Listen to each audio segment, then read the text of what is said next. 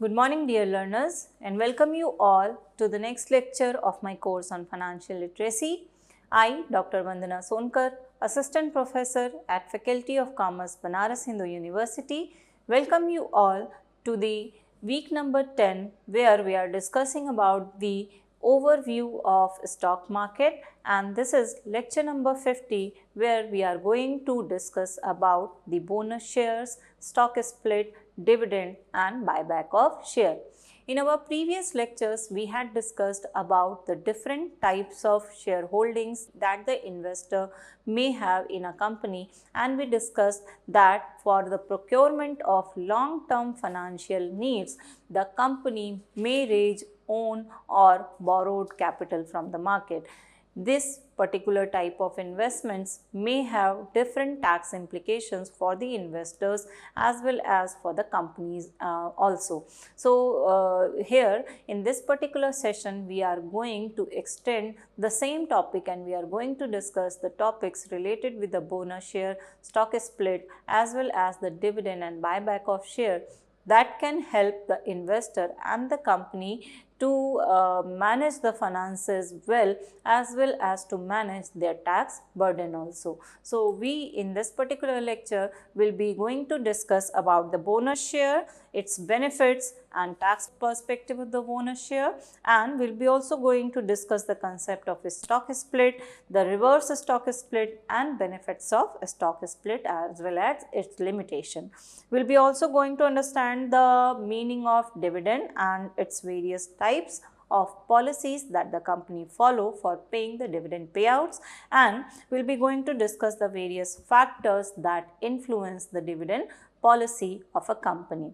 Here we will be also going to understand the concept of buyback of share and the various methods of buyback and tax benefits of buyback for the investor. So, let us start the first topic, that is the bonus share. For the purpose of sharing the profits of the company with the equity shareholders and the preference shareholders of the company, the bonus shares can be issued by the company to their investor, and hence the company can also save the taxes and the investors, that is the shareholders, may also save the taxes by having the bonus share and instead of sharing the cash or any other type of profit that the company can give to them. So, bonus shares are basically the extra shares that are granted to the current shareholders of the company without any cost. That means no money is required to be paid by the shareholders for getting the bonus share from the company, depending on the numbers of shares they already hold in the company. So, in such an issue, a company distribute additional shares for free to their shareholders, maintaining a fixed ratios based on their existing shareholding in the company. Issuing the bonus shares can lead to reduction in key financial metrics per share, such as earning per share of the company and book value per share of the company may go down as the total number of the share goes up in case of the issuance of the additional bonus share to their shareholders. For example, suppose that if you own 100 shares in XYZ Limited company and the company announces a 3:1 bonus share, in such a case you will receive 3 additional shares for every 1 share you are currently holding in the company. So, this is how the bonus shares are issued to the shareholders. The various benefits that the shareholders may get from the bonus share are: the number of shareholding increases in the company, investors receive extra shares at no cost, that means they need not to pay any money for holding these shares, and the shareholder boosts their ownership and potential future returns in the company.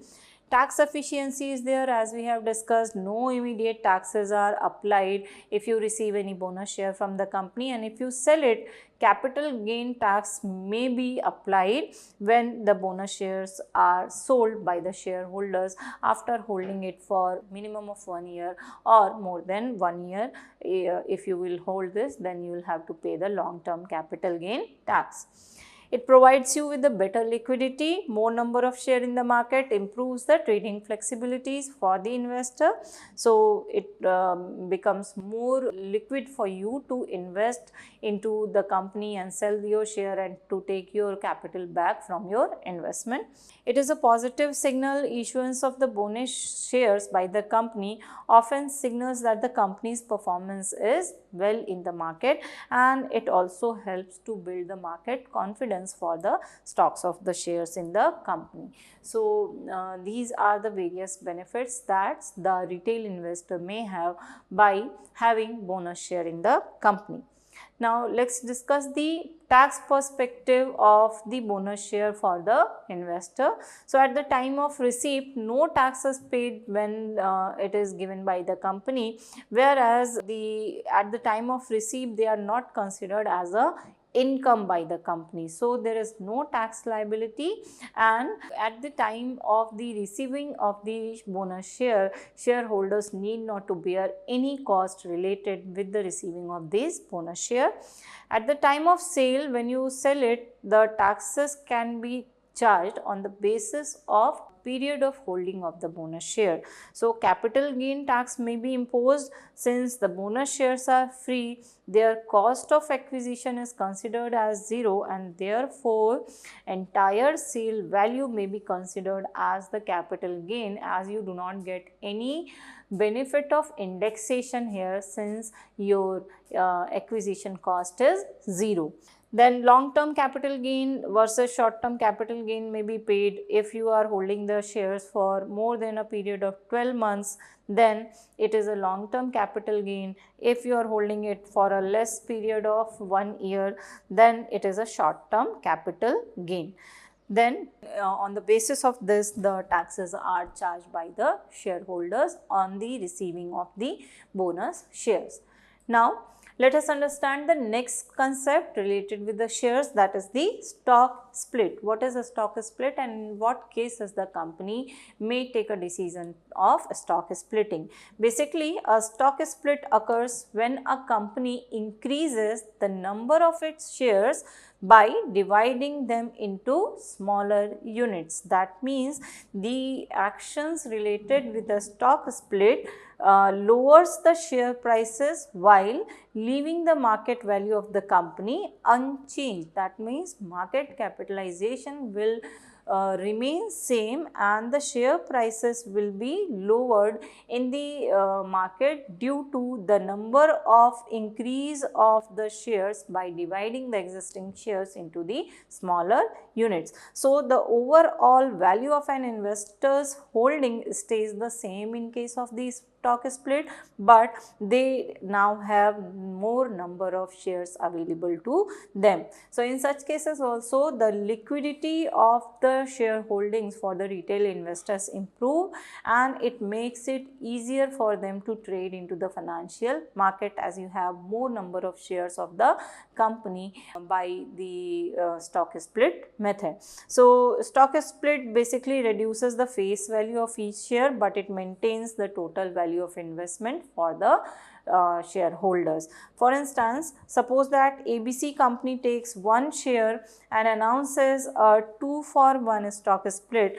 That means each share is then split into two number of share.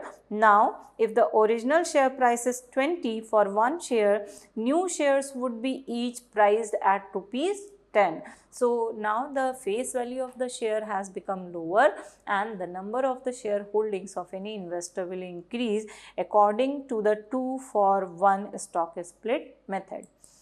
Now there is another method also which is known as the reverse stock split. In a reverse stock split, the company reduces the number of outstanding shares in the market, which can cause the prices of the share to increase. So although suppose that you are owning a few number of shares, the total investment value of your share remains unchanged in case of the reverse split.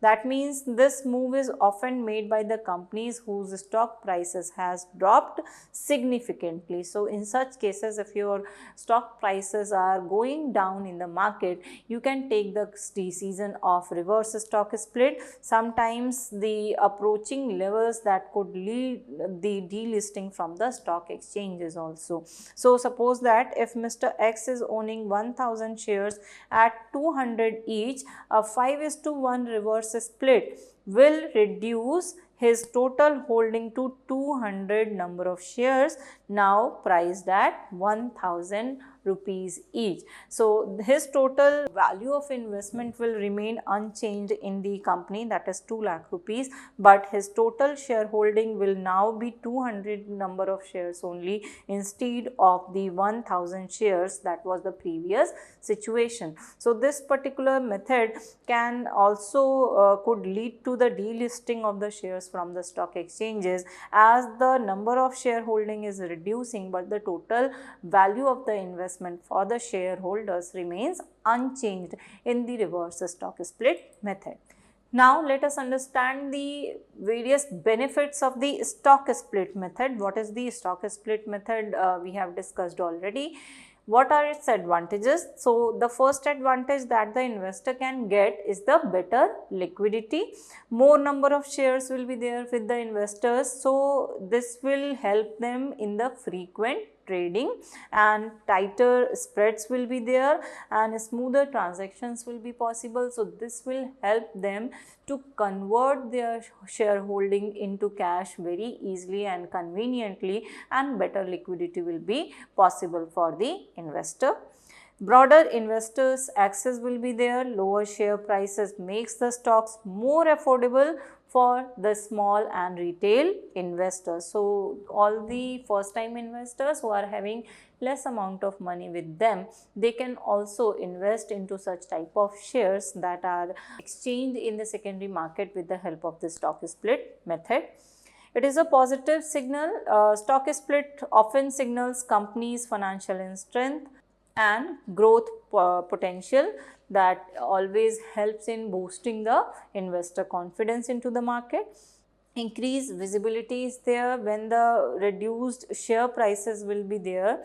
This will enhance the public appeal, as well as it will attract more media attention and potential investor attention in the market for the shares of the company. So visibility of the shares will be there in the market. Now let us discuss the limitations of the stock split method. The fundamentals of the company have no impact of the stock split. That means the stock split do not changes the share structure of the company, and the financial health or profitability of the company also remains unchanged. So there will be no fundamental changes in the financial position or performance of the company due to the stock split method. Only for the purpose of boosting the investors' confidence and maintaining liquidity for them, the company can take this type of decision, as well as no financial impact of a broader term you can observe in case of the stock split method. Then the next drawback or limitation is the risk of overvaluation. Excessive optimism after a split can lead to overvalued stock that can be driven by a hype into the market. But as we know, there are no fundamental changes in the financial status and performance of the company. That means that if the prices are hyped, the prices are overpriced for the company in the market. So risk of overvaluation always is associated with the stock split methods. Next is negative perception. If driven by a falling stock price, a split may also signal weakness or lack of confidence from the management of the company. So there may be some negative perception by the prospective investor and the other participant in the financial market in case of the stock split by the company. It also increases the cost. Higher trading volume post split can result in higher brokerage fee charged by the brokers for the potential investor, as well as the investors also may need to pay higher taxes on the exchange procedure with the help of the stock split method. So these may be the various drawbacks of the stock split method.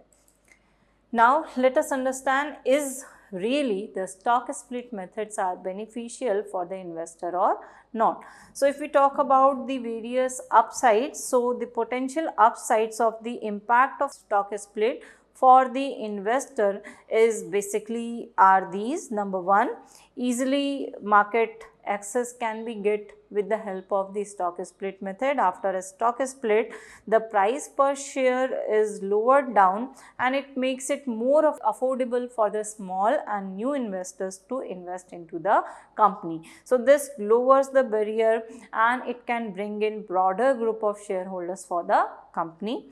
It boosts in trading activity, so more number of shares will be now available into the market for the exchanges. So sometimes this can add the liquidity to the shareholdings of the existing investors, and higher trading volumes will be there, and better price stability can also be observed after the stock split for the investor. There may be some positive market sentiments, that means sometimes it can be interpreted as a sign that the company is performing well in the market. So in all such cases, the management optimism will be there about the future growth, and this will again attract the potential investor for the company. So more investor attention and more financial strength may be there for the company in the future after a stock split.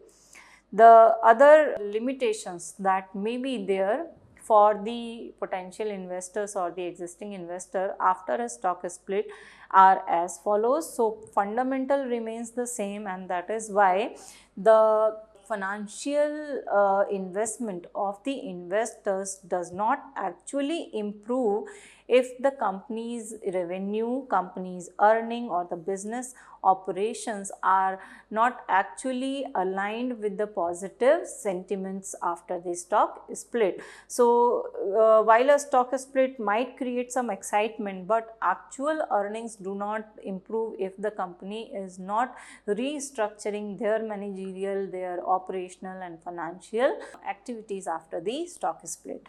There may be some risk associated with the inflated valuation of the shares. So a surge in the demand of the shares can be seen, but this can also inflate the prices of the shares. So especially if the investors overestimates the future performance of the company, in such cases the prices may move up. This can add the portfolio management cost also. Some adjusting investment holdings after the stock split may lead to increased trading or advisory fee by the brokers or the asset management company, those who are managing the diversified portfolio for the investors. So these are the various advantages, that is the potential upsides of the stock split, whereas the various limitations are these: fundamentals stays the same, inflated valuation may be possible, and there may be some added cost to the portfolio management cost to the investor's account. Now let us discuss the next topic, that is the dividend. We have discussed about the different type of shareholdings, different type of methods of increasing the number of shareholdings, such as the bonus or stock split method. Now let us discuss how the profits of the companies are shared with the shareholders by the company. So basically dividend payout is a method with the help of which the company may share their profits with the shareholders of the company. Basically, a dividend is a portion of company's profit that is distributed to shareholders as a return of their investment. Here, the investor can have a benefit of sharing the profits of the company by the dividend payout. Dividends are basically paid on quarterly basis, but some companies may offer the dividends to their shareholders on an annual or on a monthly basis also.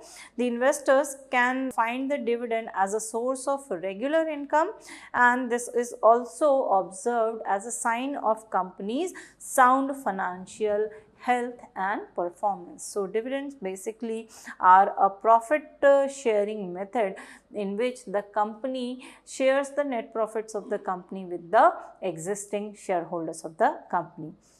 Now, let us discuss the various types of dividend policy. So, the various types of dividend policies that may be adopted by the company to share the profits are constant dividend policy, stable dividend policy, and residual dividend policy. Basically, a constant dividend policy is a policy where the company commits to distribute a fixed dividend amount or a set percentage of the value of the shareholding regardless of the financial performance of the company or the fluctuations of profits or losses of the company. So, this can offer the shareholders of the company a predictable return out of their investment. So, this is known as the constant dividend policy. The next type of dividend policy is stable dividend policy.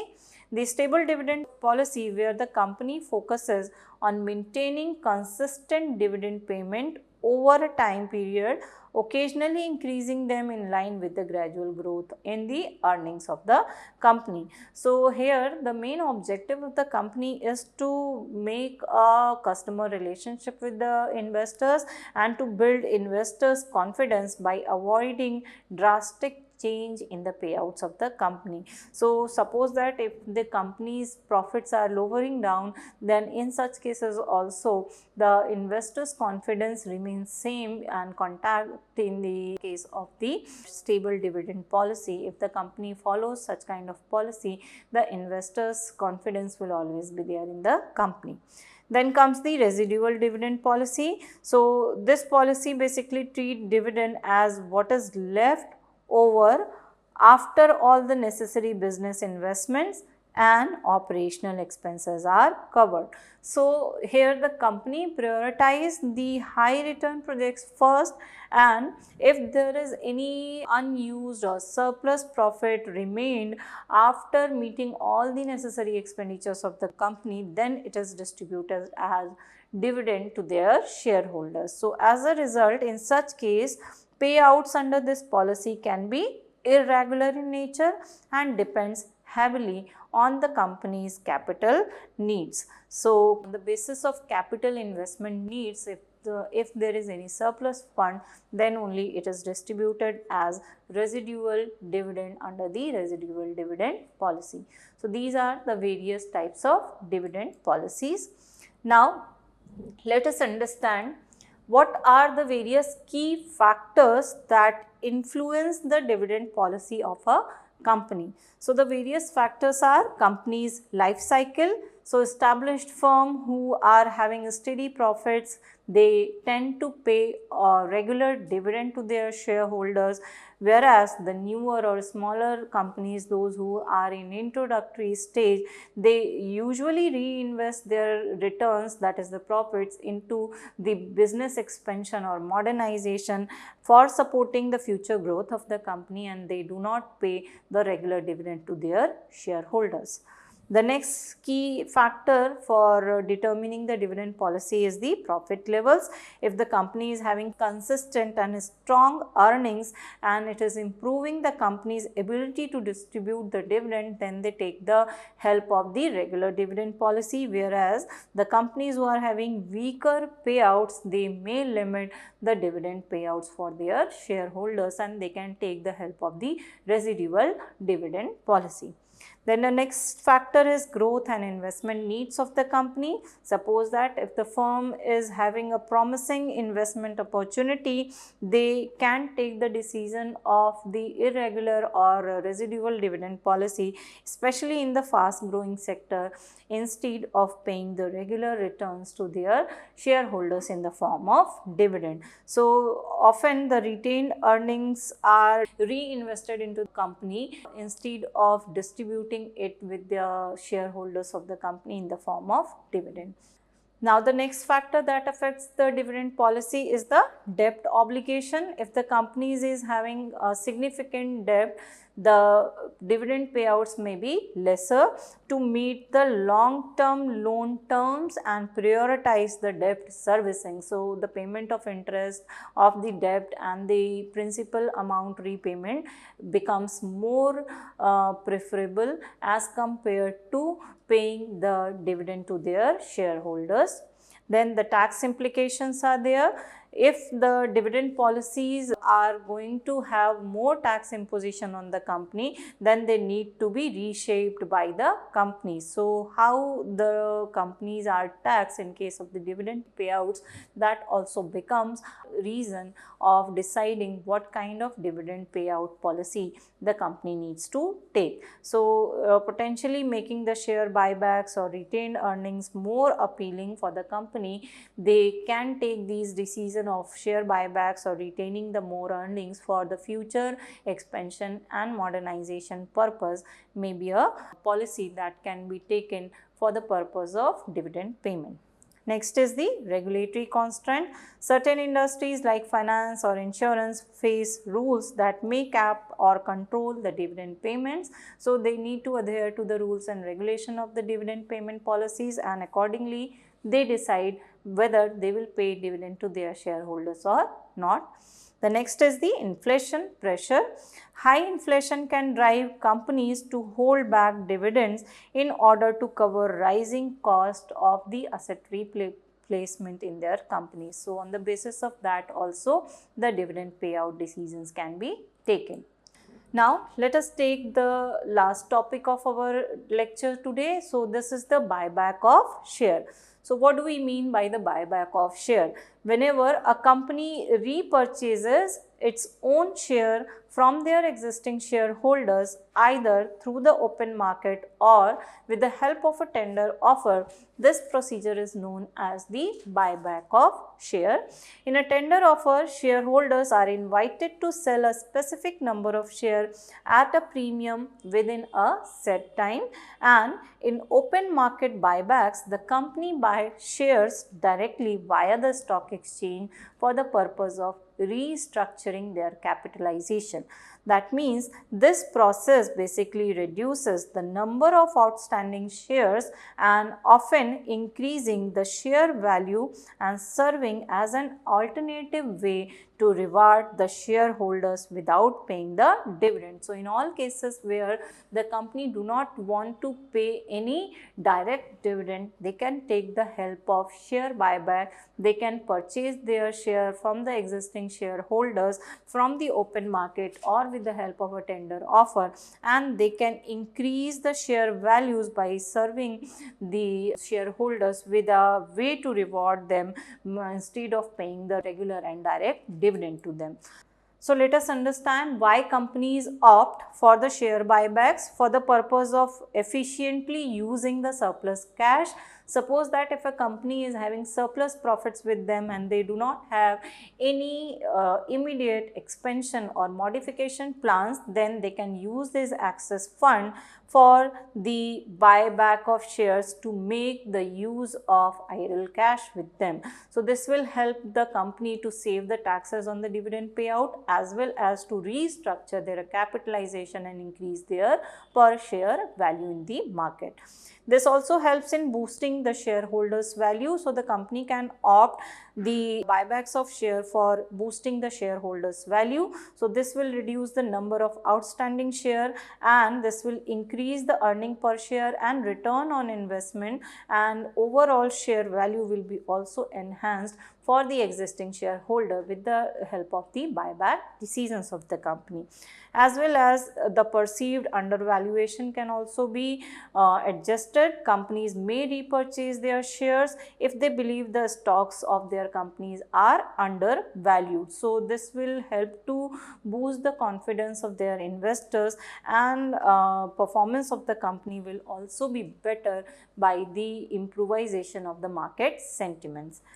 The optimization of capital structure will also be done with the help of the buybacks. This will help in balancing the debt and equity levels, leading to a more efficient capital structure of the company, and there are multiple tax benefit for the investor in case if the company takes the decision of buybacks. So compared to the dividend payouts, buybacks may offer some favorable tax treatment under the capital gain tax system and making them more attractive for the prospective investors of the company.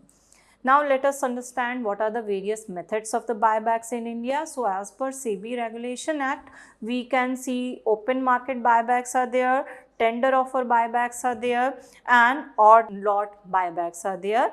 In the open market buyback, the company can repurchase their share with the help of the stock exchanges through the book building procedure. So in the stock exchanges route, the shares are bought using an order matching system. So the promoters of the companies are not allowed to participate in case of the open market buyback. So the book building method is taken here, and bidding is done through the authorized center with the price determining by the market demand and a merchant banker overseeing the prices of the buyback of the share.